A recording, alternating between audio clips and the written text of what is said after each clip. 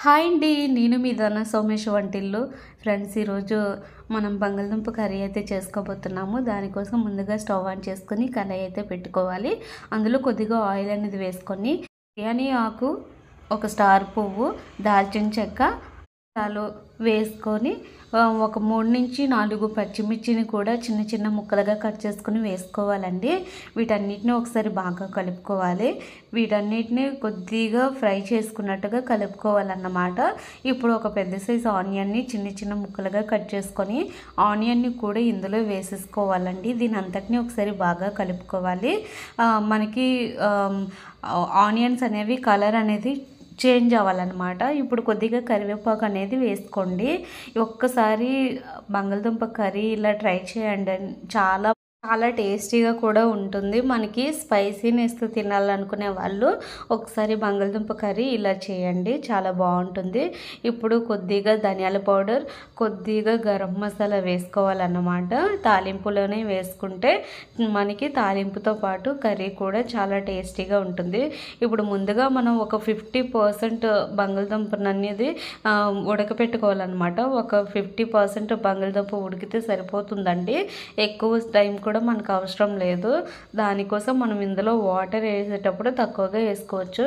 ఇప్పుడు నేను టేస్ట్కి సరిపడా గడ్డఉప్పు అయితే వేసుకుంటున్నాను. కొద్దిగా పసుపు కూడా యాడ్ చేసుకుంటున్నానండి. గడ్డఉప్పు నేను చాలా వరకు యూస్ చేస్తానన్నమాట.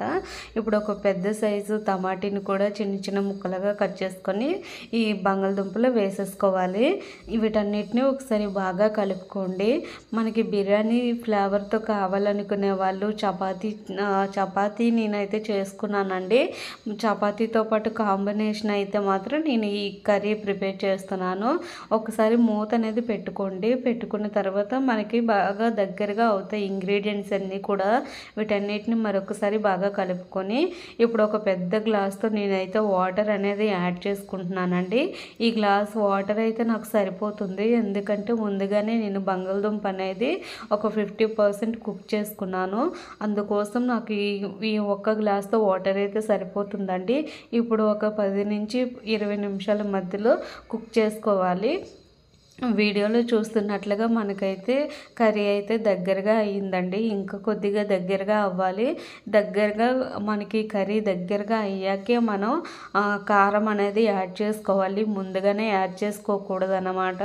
ఎందుకంటే స్పైసీతో ఉండే ఇంగ్రీడియంట్స్ మనం వేసుకున్నాం కాబట్టి అలాగే ఆ కారం అనేది ఉంటుంది.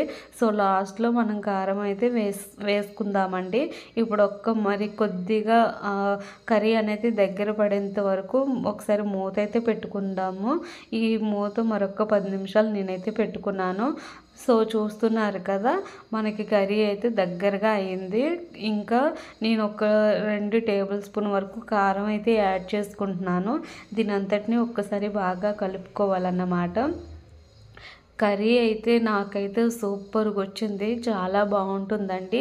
మనకి చపాతీతో కానీ పూరితో కానీ ఒక్కసారి బంగాళదుంప కర్రీ ఇలా ట్రై చేయండి, చాలా టేస్టీగా ఉంటుంది అండ్ ఫ్లేవర్ కూడా బాగుంటుంది.